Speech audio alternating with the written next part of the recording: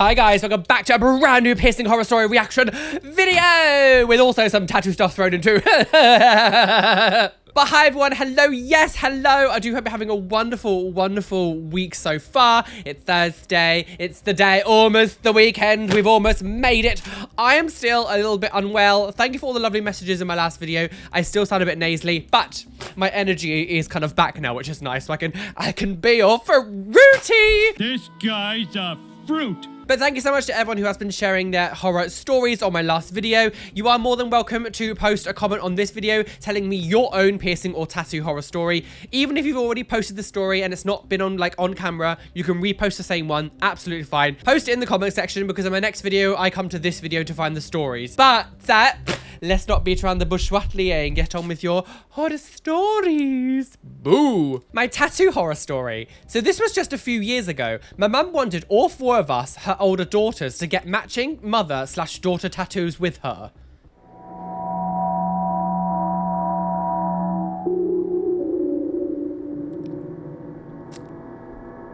Now, I really didn't want to, but unfortunately, I didn't have the guts to keep saying no after getting gaslit into it. Don't worry, because I flat ass put my foot down now and tell them no means no. Well, I'm glad that you do it now. So my sister picked me up and we all went to get the tattoos. Girl, it was an apartment, like legit the dude's kitchen. No!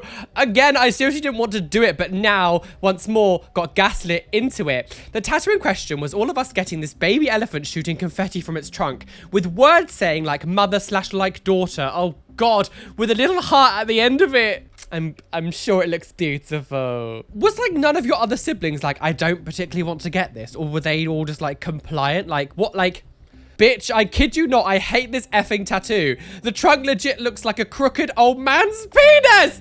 Lettering lines are so thick. The hearts are wonky and swirly confetti. Looks like a penis/catrol pondweed. He couldn't even shade the elephant right, let alone place the circle for one of the eyes correctly. So my baby elephant looks like its face is literally sagging. I read that as shagging then. You're giving me a very intense picture in my head about what this tattoo looks like. Oh my God. I never understand this whole thing. Let's all get matching tattoos. I just never understand it. I think because I'm such like a individual, like I've always been I've never really followed a crowd of people. I've been very adamant about looking the way I want to look myself. Like even if I love someone or if anyone's ever says to me, can we get like matching tattoos? I'd be like, absolutely not. Get in the bin. There is no way in hell I'll get a matching tattoo with anyone. Here's two piercing horror stories. Oh, we get a 2-for-1, girl. I know this one sounds unbelievable, but trust me, it happened and it was very painful. So I decided to paint my old record player, which was broken. And whilst going through the inside, I noticed the paint had stuck to the top and bottom half together. Oh, okay, so you couldn't open it anymore. It's a GPO turntable style for reference. So I turned it on its side and began to pry it open. The left half came up fine, so I moved on to the right. Whilst doing this, I proceeded to catch my ball of my nipple piercing on the latch. Oh no! Which I had oh God, no!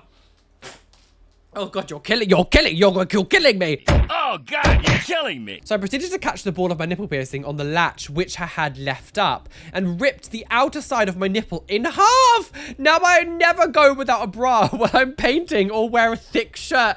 Oh, no. Oh, I hate it. I loved my nipple piercings, but I do not fucking miss them whatsoever for these kind of reasons. Catching your nipple is the most painful thing you can do. Awful. No. The second one is to do with my industrial. I got it done in July of 2020 and it was healing great. I decided that in August, I wanted to go and get my botched hair dye lockdown breakdown fixed prior to us starting. I asked the stylist to go careful as I had the new piercing, which was quite big and still in the healing process.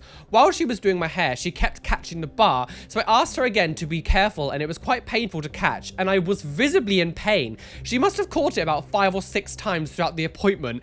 Oh God. And when I got home, my whole ear was covered in blood as well as my hair, which turned out awful, by the way. Yeah, you've not had very good luck, have you, darling? So first of all, the record player catching a nipple piercing. No.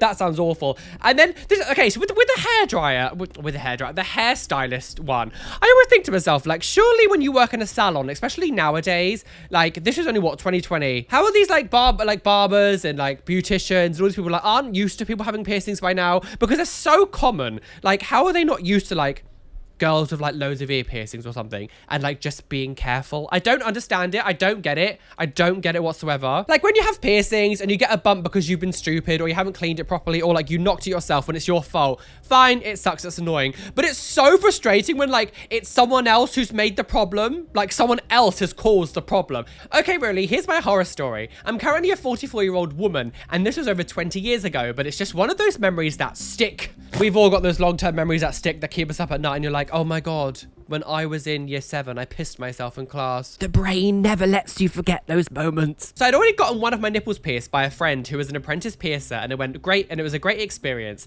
So when I was at my piercing studio with a friend maybe a year later, I had no hesitation deciding to get my other one done. He made the marks, does the clamp bits, and makes the adjustments, etc. All seemed just fine. All of a sudden, the needle is literally halfway through my nipple when he just takes his hands completely off me, sits back and says, wow, you really have tough nipples. What?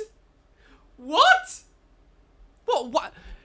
And laughs as the needle was hanging halfway out my boob. What? Just like stopped half of room and like, do you know what? Let's screw the needle, screw the clamp, screw all the things, leave it on you, whatever. You got really tough nipples, you have, yeah. They can cut glass, yeah. He went to finish pushing the needle through and his gloves got caught on the needle and pulled it out. Oh, for God's sake. After saying what we all want to hear at the piercers, oops, he said, well, you can either cut your losses and leave. What? Oh my God, who is this person? Cut your losses and leave, or I could try again. I'm already in this much pain. I'm leaving with a damn piece of jewelry. So he went ahead and tried to get the same hole and finish the job. It took longer than the other one did to heal, of course, and over the years, it's more susceptible to infections here and there. That's... oh, God. Oh, no. Now you're killing me.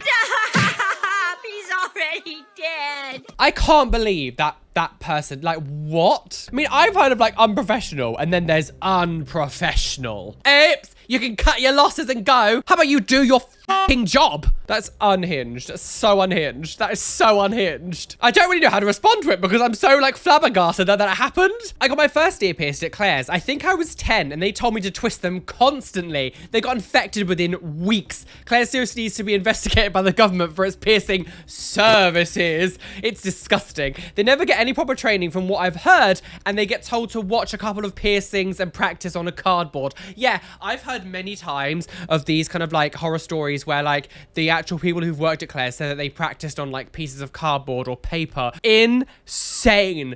Insane. So in my last horror story video, we talked a lot about the whole like twisting thing and how like so many people in these like Claire's accessories and all these places were telling you to like twist your piercings so your ears like wouldn't get stuck. It's unhinged the amount of people I've heard since last video of their piercers telling them to twist their piercings. Oh, disgusting.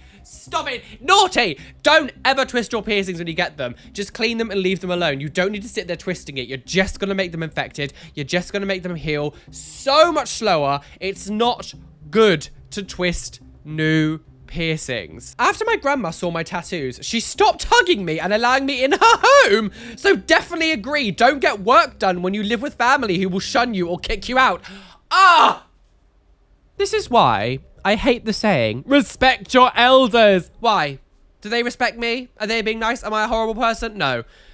Respect is earned and not instantly given just because you're old. Ridiculous. But as I've always said, please, please, please, if you are going to get modifications, please do it at a time where you are able to be self-supporting. If you have parents or you're living with people who aren't supportive of you, because you don't want to be kicked out. And unfortunately, it's insane to think that you would get kicked out because of a piercing or a tattoo. But this person, their grandparent, wouldn't even hug them anymore. Like, what? Unhinged. I keep having to, like, stop every, like, 2 seconds. After every story, I'm having to, like, stop to, like, blow my nose and, like, cough a bit. Oh, my God, I hate being sick. My cat ended up pulling out my eyebrow piercing through the bottom side while I was sleeping. Have a scar there now. Talk about rude awakening, but I miss my cat. Oh, is it gone? The poor little pussy wussy. God, the idea of you just, like, being asleep and your cat comes up to you and goes, My other nipple. Ow, God. my first tattoo ever was a stick and poke at my 16th birthday party. I'm just going to sit on the floor for a little bit. Before I read on, I'm just assuming this was probably done by you or a friend because you're underage, girl! That's illegal. My friends at the time and I set ourselves up for a sleepover in an 8-person tent. There we go. In my backyard, we spent the night being dumb 16-year-olds, but as soon as my parents had gone to bed, we pulled out our supplies. We had a sewing needle knotted to a pencil, which we sanitized between tattoos by burning the needle. Waterproof Indiana ink that hopefully wouldn't go bad under our skin. The person who did it, everyone's stick and pokes, was blind as a bat and decided to do them without their glasses on. No! Cut to 7 years later, mine has completely disappeared except for one dot that I had jumped up into. Oh God. Did I mention I got mine done on my ribs? Oh my God! My best friend still has hers, and it's a great story to look back on and laugh. Even though dumb, edgy teens we were, we should have known better. I'm planning on getting a freshly done matching one with her. I just couldn't imagine doing oh my God. You did it yourself, a 16-year-old. Imagine if you had a massive allergic reaction to it or something, or something really bad happened. Oh God, so much could have happened. No, and you were only 16. I am glad that nothing terrible has happened though. Please, oh my God. But yeah, please don't do your own tattoos, especially at 16 years old and with stick and poke. Please don't do any of this. Please don't, please. This lens, for some weird reason today, has gone, hello! When I was 17, I drank some very good beer. I purchased with a fake ID. My name was Brian McGee. When I was 17 and apparently dumb, I decided I wanted to get a cartilage piercing. I didn't bother asking my mother, who probably would have said yes if I asked her. Naughty! Always get permission if you're underage, yeah? So I decided to grab a pointy ear. Oh, for God's sake. I decided to grab a pointy earring. So I decided to grab a pointy earring I got from Claire's piercing a few years back. So I stabbed through my left ear and can still remember the crunch noise it made. Oh, disgusting. It was at a 45-degree angle, so I just sat in the bathtub. You sat in the bathtub with an anxiety attack thinking about what to do.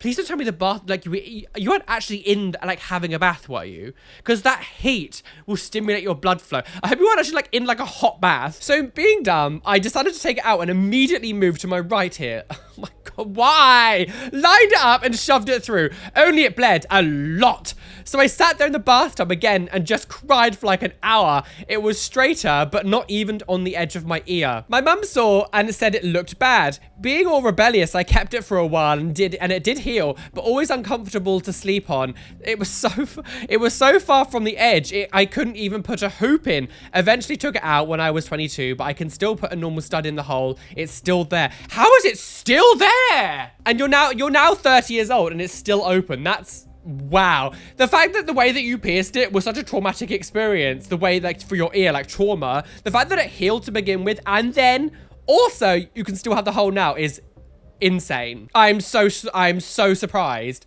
that it's fine. I hope you weren't in the bath though, properly in the bath, because you yeah, the heat would have stimulated your blood flow. So oh no! I only bathe in the blood of children. Septum horror story. So I was on vacation with my friends in March and we all wanted to get piercings together. Last time we were all together, we all got piercings / tattoos. So we figured we would do the same thing again.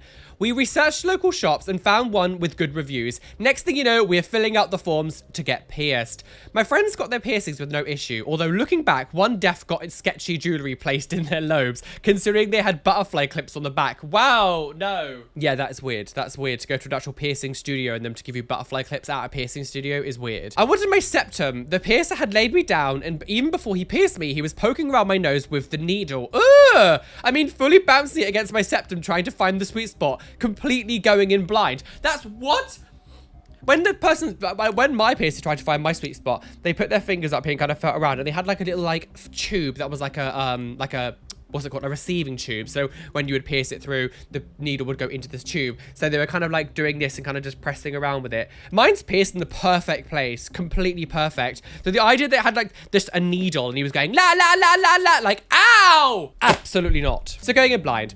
When I told him I have a deviated septum, so he might need a clamp or might not be able to get the piercing at all, he brushed me off and kept poking at my nose. Finally, he told me to breathe and ended up piercing through the front of my nostril. Blood was everywhere and I was seeing stars. No. Oh my starry-eyed surprise. After he pulled the needle and cleared me up, he tried to blame the whole thing on me. Of course. But my friends were not having it. So he quickly backtracked and apologized, saying that I wouldn't have to pay for anything. Thank God for that.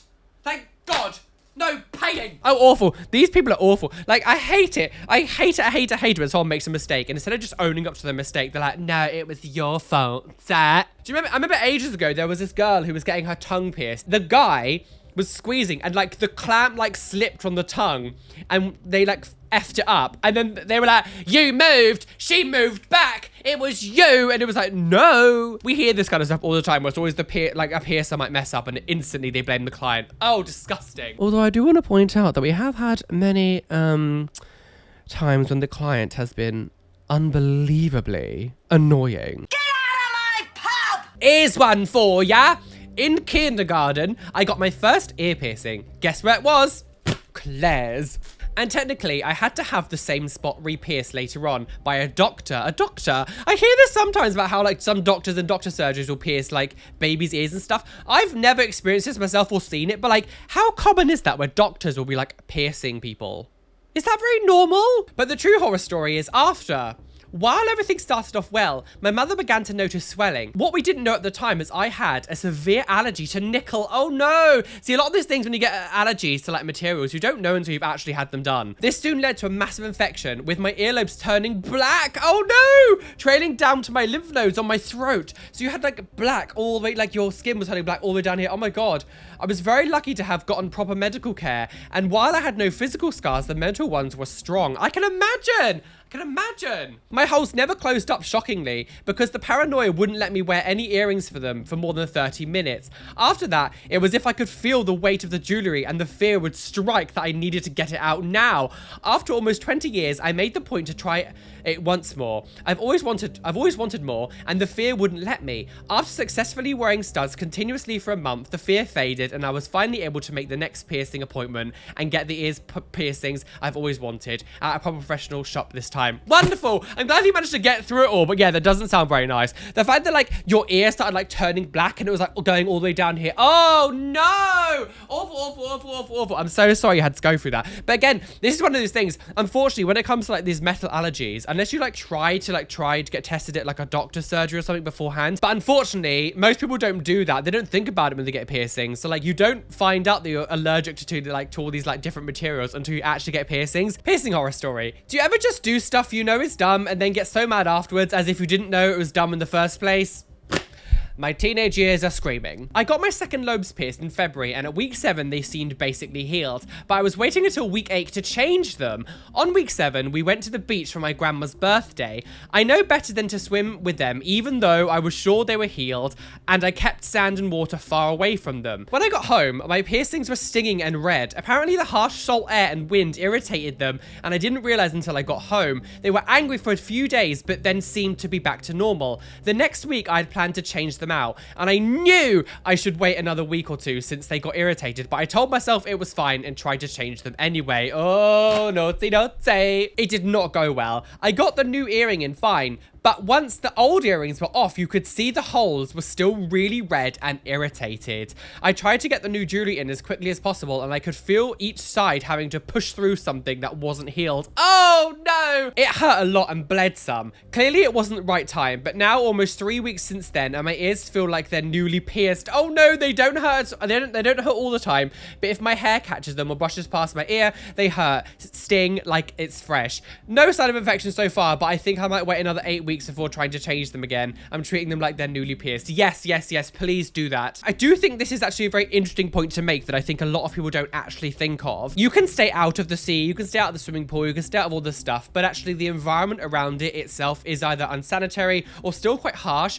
especially like when you get like tattoos and things. Most of the reason why they tell you to like cover them up when you go outside and stuff is because of like pollution, especially if you like live in like the city. Like when I get like my fresh tattoos done, for the first like week, if I go outside, and make sure that I cover them up completely with like cellophane and then maybe like a jumper or something over the top of them for at least the first week, because of all the pollution in the air, all the kind of like dirt particles, especially because like London is constantly under construction as well. So there's dust everywhere. There's like building like dust. There's like you don't want any of that touching your new tattoo or piercing to be like piercing as well. So I think it's always like good to cover these up. I do think you were kind of unlucky though, for it to be 7 weeks afterwards and it was still kind of irritated just by the air. That does seem a bit annoying, and like that wouldn't normally happen. They do tend to say with piercings, you got to wait about 2 months before you go swimming in like the ocean or like a swimming pool. But like the fact that the air was still affecting you after 7 weeks, I think that is kind of annoying. I wouldn't really expect that to happen that like far gone. I'm sorry that happened, and hopefully your ears will be fine after another few load of weeks.